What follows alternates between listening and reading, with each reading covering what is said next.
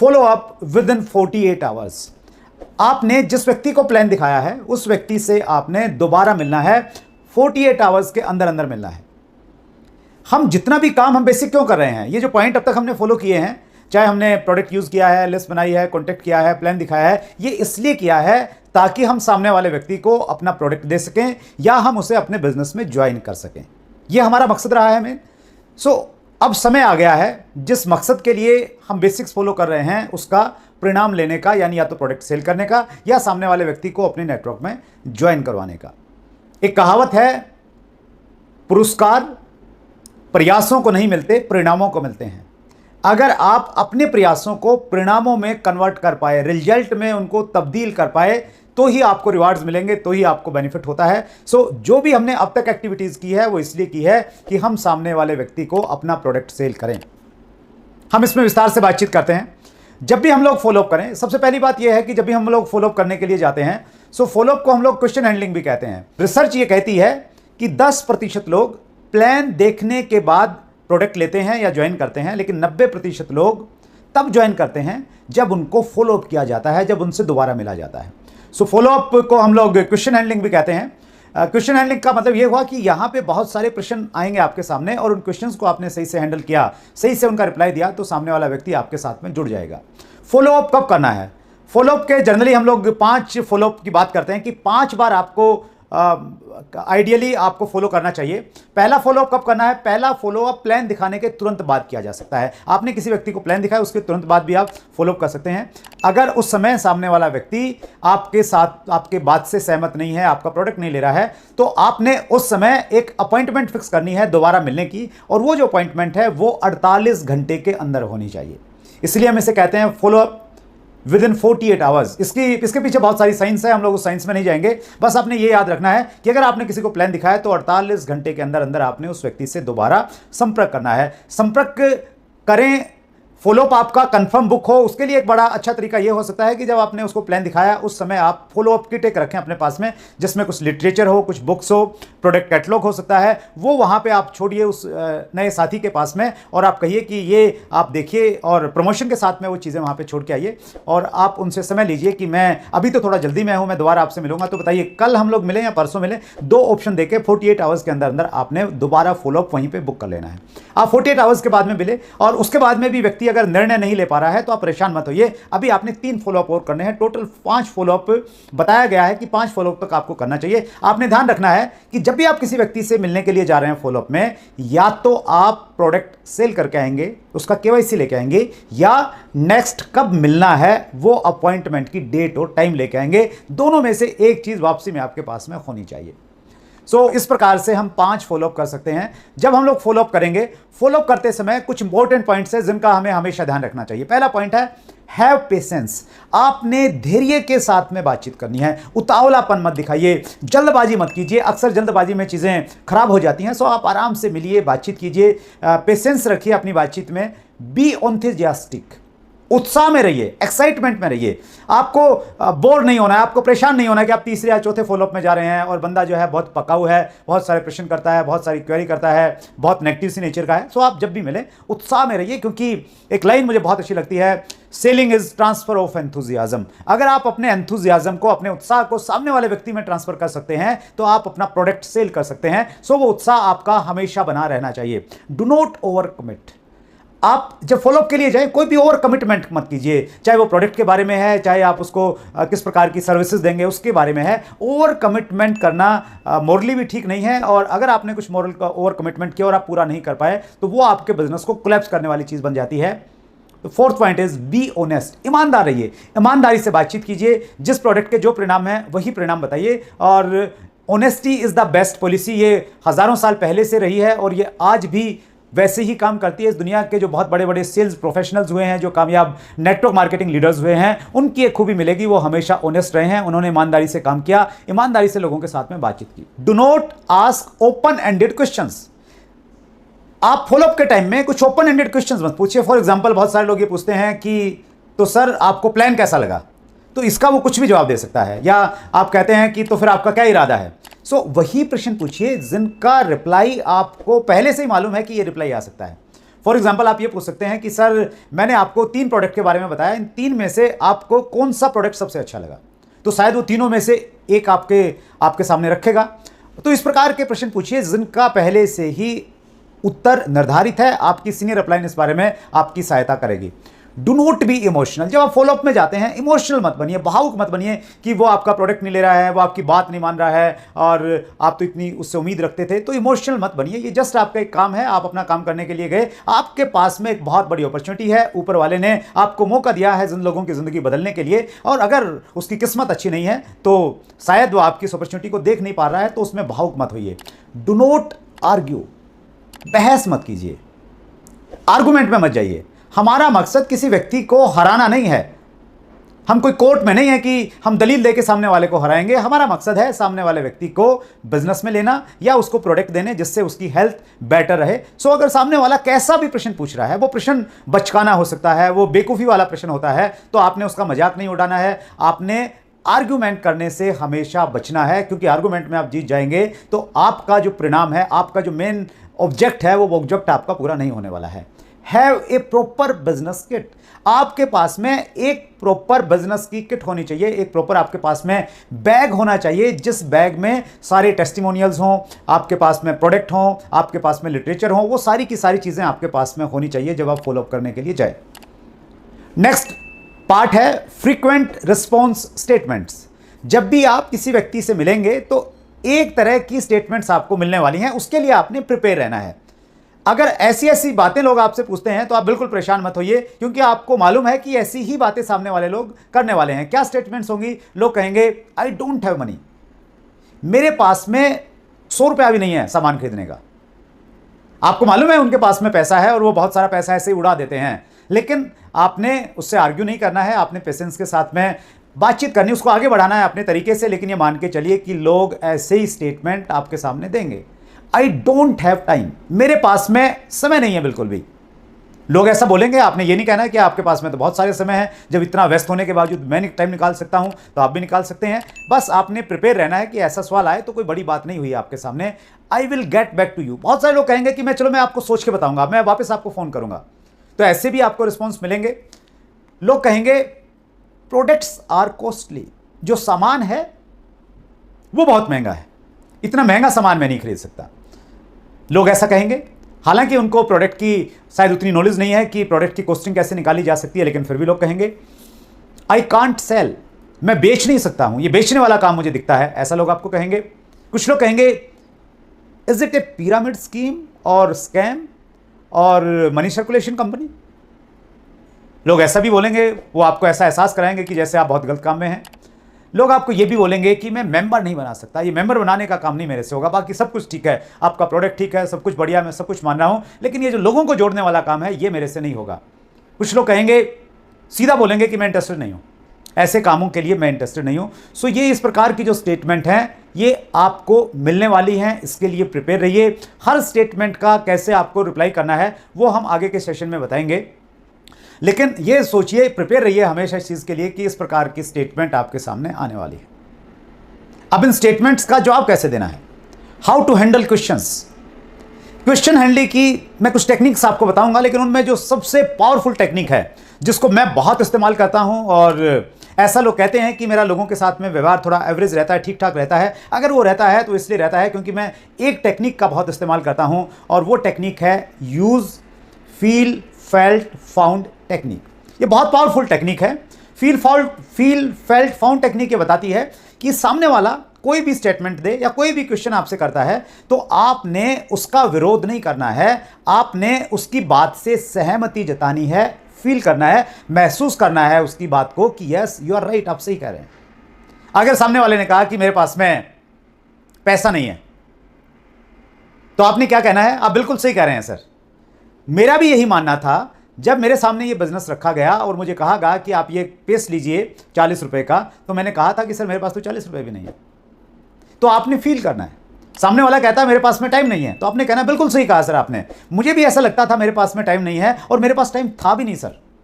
कुछ भी सामने वाला व्यक्ति बोलता है, वो कहता है कि क्या ये स्कीम है, तो आपने कहना आपने बिल्कुल सही बात की है सर, मुझे भी ऐसे ही लगता था इन सब चीज़ों को लेकर ये स्कीम है। सो सबसे पहले वो कुछ भी बोले, आपकी पहली लाइन ये होनी चाहिए, आपने बिल्कुल सही कहा सर, मैं भी ऐसा ही सोचता था, और कहीं ना कहीं आप ऐसा सोचते थे। फेल्ट ये है, सामने वाले ने कहा कि मेरे पास में पैसे नहीं है, आई डोंट हैव मनी। आप कहिए कि आप बिल्कुल सही कह रहे हैं सर, मुझे भी ऐसा लगता था कि मेरे पास में पैसे नहीं और मेरे पास में पैसे थे भी नहीं, फिर मैंने ये देखा कि ये मेरे पास में जब अपॉर्चुनिटी है और इसमें मैं अगर प्रोडक्ट इस्तेमाल करके, ये प्रोडक्ट अच्छे लगेंगे, एक ही तो प्रोडक्ट लेना है, और अगर वो अच्छा लगेगा तो मैं दूसरे प्रोडक्ट लेके अगर इसको बिजनेस अपॉर्चुनिटी के रूप में बनाऊंगा, तो मैंने ये फाउंड कि मेरी पैसों की समस्या जिंदगी भर के लिए खत्म हो सकती है। सो ये बेहतरीन टेक्निक है। फील पहले उसके साथ में रिलेट करना है, फेल्ट फिर आपने ये कहना है कि फिर मैंने गहराई में गया, मैंने तथ्यों में मैं गया, लॉजिक्स मैंने देखे, लॉजिक्स आप दीजिए फेल्ट में, और फाउंड, फिर फाइनली आपने पाया कि मेरी उस समस्या का समाधान यहीं से निकल सकता है। नेटवर्क में भी जब आपके सामने लोग मिलते हैं, वो कोई भी सजेशन लेके आए, कुछ भी आपसे बोलें, तो आप वहां पे भी इस टेक्निक का इस्तेमाल कर सकते हैं। मैं बहुत ज़्यादा इस्तेमाल इसको करता हूं। सेकेंड जो तरीका है क्वेश्चन हैंडल करने का, वो है शेयर ऑथेंटिक डाटा। आपके पास में कुछ ऑथेंटिक आंकड़े होने चाहिए, डाटा होना चाहिए। अगर वो डाटा आप शेयर करते हैं सामने वाले व्यक्ति से, तो सामने वाला व्यक्ति उस डाटा से और जिस ऑर्गेनाइजेशन का वो डाटा है उससे वो प्रभावित होता है, वो हमारी बात से प्रभावित नहीं होता। क्योंकि हमेशा ये कहा जाता है कि जब हम किसी से बातचीत करते हैं तो हम सेकंड पार्टी हैं, सामने वाला फर्स्ट पार्टी है, और फर्स्ट पार्टी और सेकंड पार्टी में कहीं ना कहीं एक ईगो क्लैश होता है। लेकिन जब हम कोई थर्ड पार्टी लेके आते हैं बीच में, कोई तीसरा व्यक्ति बता रहा होता है, सो अब ईगो क्लैश नहीं होता है और तीसरे व्यक्ति की बात जल्दी समझ में आती है। सो आप डाटा शेयर कीजिए। जब आप डायरेक्ट सेलिंग के बारे में बातचीत कर रहे हैं तो आप बताइए कि सर डायरेक्ट सेलिंग का जो ग्लोबल टर्नओवर है वो लगभग $1,90,000 मिलियन का था 2018 में, और इतना बड़ा जो ये नेटवर्क है, इतना बड़ा जो टर्नओवर है, इस टर्नओवर में सबसे ज्यादा $35,000 मिलियन अमेरिका का है, और हिंदुस्तान की भागीदारी मात्र $1,518 मिलियन की है। सो अगर हम ये डाटा देखते हैं तो हम पाते हैं कि हमारे देश में डायरेक्ट सेलिंग का बहुत उज्जवल भविष्य है। और ये जो डाटा मैं आपको शेयर कर रहा हूं सर, ये world federation direct selling association के आंकड़े हैं, और WFDSA.org इसकी वेबसाइट है, आप इस पर भी जाके आप चेक कर सकते हैं। सो जब आप इस प्रकार से उस डाटा का सोर्स उसको बताते हैं, उस ऑर्गेनाइजेशन के बारे में बताते हैं, तो सामने वाला व्यक्ति उस थर्ड पार्टी से बेटर तरीके से समझ सकता है। सो ये बहुत इफेक्टिव टेक्निक है, स्पेशली जो लोग पढ़े लिखे लोग हैं, थोड़ा एजुकेटेड लोग हैं, डाटाज में बात करते हैं, डाटाज की भाषा समझते हैं, उनसे आप इस तरीके से अच्छे तरीके से बात कर सकते हैं। तीसरी टेक्निक है answer questions by asking questions. बहुत बार सामने वाला व्यक्ति आपको कुछ सवाल पूछेगा, और आप याद रखिए हर सवाल का आप जवाब नहीं दे पाएंगे। बहुत बार उस सवाल में से एक सवाल पूछना भी एक जवाब हो सकता है, हर जगह अप्लाई नहीं होगा। इसको आपने थोड़ा इंटेलिजेंट तरीके से, कॉमन सेंस यूज करते हुए आप इसका इस्तेमाल कर सकते हैं। फॉर एग्जांपल, आप बिजनेस में नए हैं और एक सामने वाला व्यक्ति बोलता है कि आपको इस बिजनेस से कितना पैसा आ रहा है, और आपने भी शुरुआत की है, तो आपको लगता है कि आप ये बताएंगे कि मुझे अभी कुछ नहीं आया, तो सामने वाला नेगेटिव हो जाएगा, और वो ये कहे कि यार ये इसमें कुछ आता जाता नहीं है, ये तो ऐसे ही काम होते हैं। सो आप ये कह सकते हैं कि सर मैंने तो अभी शुरू किया है, लेकिन हमारे बिजनेस में 500 रुपए से लेके 50 लाख रुपया महीने कमाने वाले लोग हैं, आप बताइए आप कितना रुपया महीना कमाना चाहेंगे। ये क्वेश्चन में आपने एक दूसरा क्वेश्चन पूछ लिया है। तो इस प्रकार बहुत सारे, वो आपने डिसाइड करना पड़ेगा कि इस टेक्निक का आप कहां इस्तेमाल कर सकते हैं, लेकिन ये बहुत अच्छी और बहुत पावरफुल टेक्निक है। नेक्स्ट जो टेक्निक है जिसका आप इस्तेमाल कर सकते हैं क्वेश्चन हैंडलिंग में, और वो है कॉम्प्लीमेंट क्वेश्चंस। सामने वाला जो प्रश्न पूछ रहा है, उस प्रश्न के बाद में आप तुरंत जवाब मत दीजिए, थोड़ी देर सोचिए और बोलिए कि सर आपका जो प्रश्न है ये बहुत इंटेलिजेंट प्रश्न है, इतना इंटेलिजेंट प्रश्न मेरे सामने किसी से नहीं पूछा। आप उसके क्वेश्चन को अगर कॉम्प्लीमेंट देंगे, उसको अच्छा मानेंगे, तो शायद वो आपके रिप्लाई को भी वो अच्छा मानेगा। क्योंकि जब कोई व्यक्ति आपको पसंद करेगा तो फिर शायद वो आपके जवाब को भी पसंद करेगा, आपके प्रोडक्ट को भी पसंद करेगा, आपको आपकी कंपनी को भी पसंद करेगा। एक कोटेशन है, if you can sell yourself you can sell everything. आप अपने आप को बेचिए, मीन्स आप अपने व्यवहार से, अपनी बातचीत से सामने वाले व्यक्ति को प्रभावित कीजिए। नेक्स्ट जो टेक्निक है ये बहुत पावरफुल टेक्निक है, आंसर क्वेश्चंस विद टूल्स। सामने वाला जब भी कोई प्रश्न पूछता है, आप टूल्स की सहायता से उसका जवाब दीजिए। फॉर एग्जाम्पल, सामने वाला पूछता है कि आपके प्रोडक्ट की क्वालिटी में मुझे डाउट है, आपकी क्वालिटी कैसी है।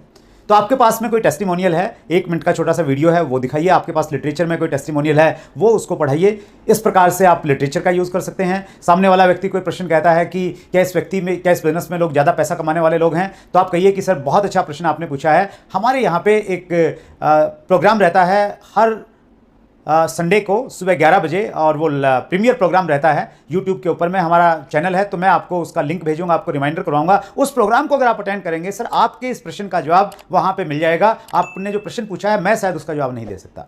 सो जो हमारे टूल्स हैं, ऑडियो हैं, वीडियोज़ हैं, वेबसाइट है, अप्लायंस के नाम हैं, ये जितने भी सारे लोग हैं इनको आप टूल्स के रूप में इस्तेमाल कर सकते हैं और इनके माध्यम से आप रिप्लाई कर सकते हैं। इस प्रकार आप सामने वाले व्यक्ति के प्रश्नों का जवाब देंगे उसकी ईगो को ठेस पहुंचाए बिना। अब टाइम आ गया है, फाइनल टाइम है सेल क्लोजिंग, यानी जो अब तक आपने किया है उसका परिणाम आपको मिले। आपने जो बेसिक्स किए हैं इससे पहले 4, और या फॉलोअप में भी जो इतने सारे स्टेप्स आपने किए हैं, इसलिए किए हैं कि आप सामने वाले व्यक्ति को अपना प्रोडक्ट सेल करना चाहते हैं या उसको बिजनेस में ज्वाइन करवाना चाहते हैं। इसके लिए मैं कुछ टेक्निक आपको बताना चाहता हूं। ये बहुत पावरफुल टेक्निक है। ये अगर आपने अपने बिजनेस में अप्लाई कर लिया और आपने अपनी टीम को अगर ये टेक्निक सिखा दी, तो फिर आपके परिणाम जो हैं वो कई गुना बढ़ने वाले हैं।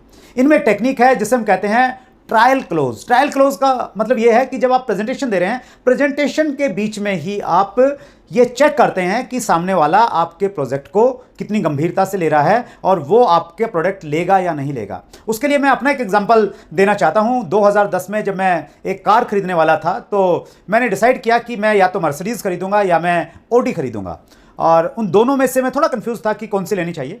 और मैं चला गया दोनों के शोरूम में। मैंने दोनों के जो सेल्स एग्जीक्यूटिव थे उनसे बातचीत की। मैंने बाहर रोड पे किसी एक ऐसे रोड पे जहाँ पे ट्रैफिक नहीं था, दोनों गाड़ियों को बुलाया टेस्ट ड्राइव के लिए। तो वो दोनों जो सेल्स एग्जीक्यूटिव थे वहाँ पे आ गए। उन दोनों को मालूम चल गया कि मैं कहीं ना कहीं दोनों का कंपटीशन करवा रहा हूँ। और फिर फाइनली मैंने कहा कि चलो ठीक है, टेस्ट ड्राइव हो गया है, अब मैं शोरूम पे चलते हैं और हम लोग बातचीत करते हैं। तो सबसे पहले मैं ऑडी के शोरूम में गया और एग्जीक्यूटिव से बोला कि गाड़ी तो आपकी ठीक है, लेकिन यार मैंने तो है ना मर्सिडीज़ लेनी है। मर्सिडीज़ के ये फीचर हैं, मर्सिडीज़ इतना बड़ा ब्रांड है, मेरा ड्रीम रहा है कि मैंने मर्सिडीज़ लेनी है, तो मैं तो मर्सिडीज़ लेना चाहता हूँ।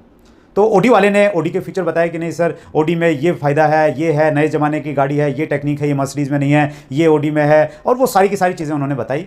फिर मैंने कहा कि चलिए ठीक है, मैं एक बार मर्सिडीज़ में भी जाना चाहूँगा और मैं आपको वापस मिलता हूँ। फिर मैं मर्सिडीज़ में गया और मर्सिडीज़ में जाके जो उन्होंने प्लस पॉइंट बताए थे ऑडी के, वो मैंने बताया कि यार ऑडी में तो ये फ़ायदे हैं और मर्सिडीज़ में ये प्रॉब्लम्स है, ये तो पुराने ज़माने की गाड़ी है। सो जो मर्सिडीज़ का सेल्स एग्जीक्यूटिव था, he was a intelligent person, और उसने ट्रायल क्लोज को इस्तेमाल किया।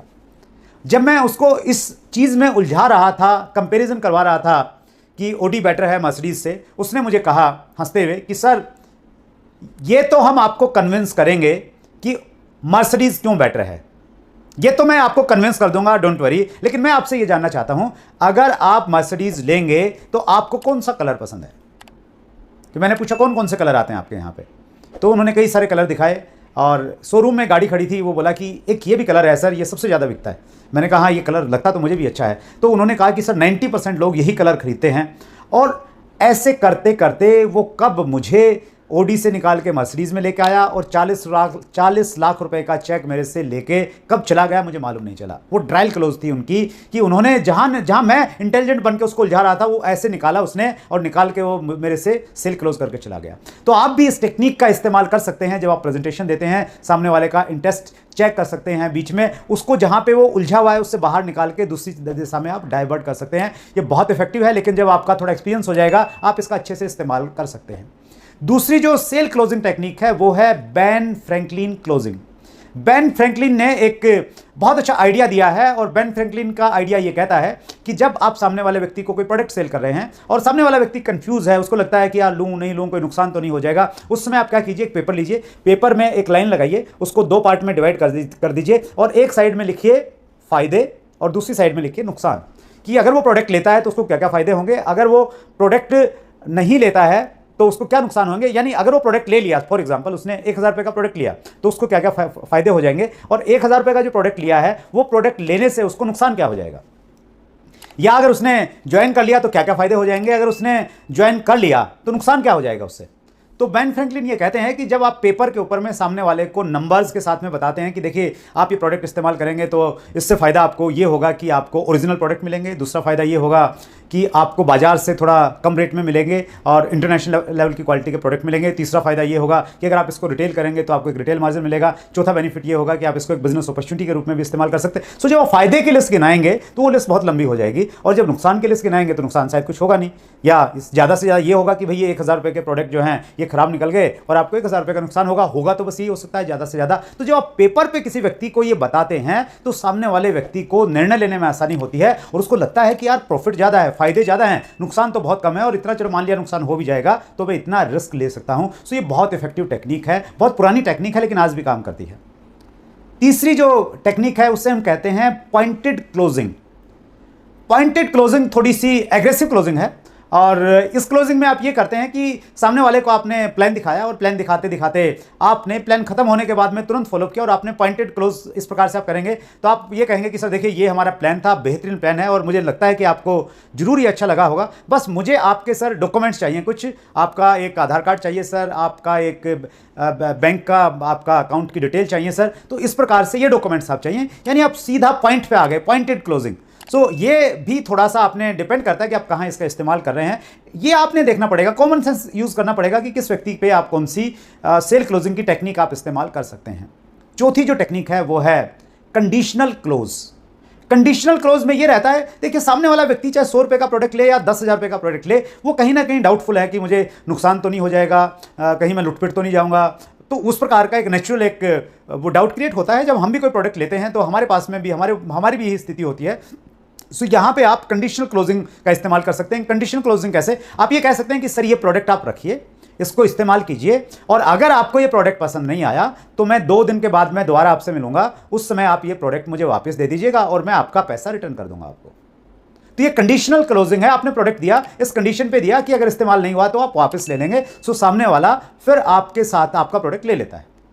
और जो लास्ट टेक्निक है ये भी बहुत इंपॉर्टेंट टेक्निक है, और डायरेक्ट सेलिंग में स्पेशली हम लोग इसका बहुत इस्तेमाल करते थे, मैं बहुत इस्तेमाल करता था, और इस टेक्निक को कहते हैं do not miss the opportunity close.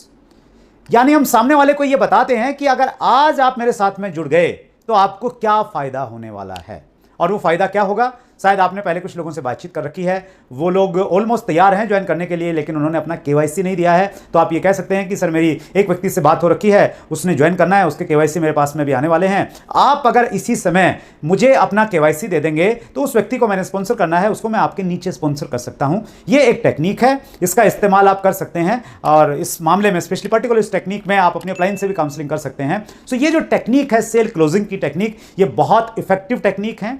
लोग 10 रुपए का प्रोडक्ट बेचते हैं या 10 करोड़ का प्रोडक्ट बेचते हैं, इन टेक्निक में से किसी न किसी टेक्निक का इस्तेमाल किया जाता है। और मैंने अगर आज बहुत बड़ा नेटवर्क बनाया है तो कहीं ना कहीं इन्हीं सब चीज़ों का किसी न किसी रूप में मैंने इस्तेमाल किया है। मुझे उम्मीद है कि आपको ये टेक्निक्स अच्छी लगी होंगी, और कोई भी चीज़ अगर आपको अच्छी लगती है लेकिन अगर आपने उसको अप्लाई नहीं किया है, आप उसको व्यवहार में नहीं लेकर आ रहे हैं, आप उसका इस्तेमाल नहीं कर रहे हैं, तो वो सारी की सारी चीज़ें आपके लिए व्यर्थ हो जाती हैं। एक कोटेशन है, knowing and not doing is equal to not knowing. यानी जानना और नहीं करना का मतलब है नहीं जानना, यानी आपने कुछ जाना ही नहीं है। सो इन टेक्निक को आप अप्लाई कीजिए, अपनी टीम में इसके बारे में बातचीत कीजिए।